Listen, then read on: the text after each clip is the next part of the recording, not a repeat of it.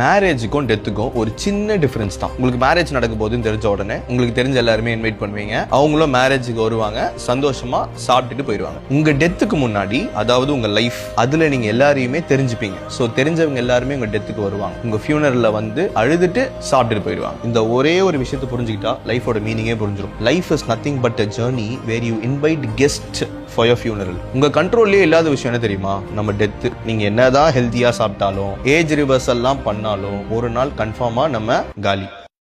அப்போ உங்க கண்ட்ரோல்ல என்ன இருக்கு? மத்தவங்க உங்க மேல கைண்டா இல்லைன்னா என்ன, நீங்க கைண்டா இருங்க, because it is in your control. மத்தவங்க உங்களை ஏமாத்தினா என்ன, நீங்க ஏமாத்தாதீங்க, because it is in your control. மத்தவங்க உங்களை ரெஸ்பெக்ட் பண்ணலனா என்ன, நீங்க எல்லாரையுமே ரெஸ்பெக்ட் பண்ணுங்க, because it is in your control. யாருக்குமே உங்களை பிடிக்கலனா என்ன, இப்போ நீங்க எல்லாரையுமே லவ் பண்ணுங்க, ஏன்னா it is in your control. ஒரே லைஃப் ஈகோவோட ரெக்ரெட்டோட முடிக்கிறோமா, இல்லைன்னா நல்லவனா நிம்மதியா 4 பேரை சம்பாரிச்சுட்டு முடிக்கிறோமா, இதுதான் மேட்டர். நம்மளோட ஃபியூனரல் எல்லாம் டிராஃபிக் ஜாம் ஆகணும் வாழ்ந்தா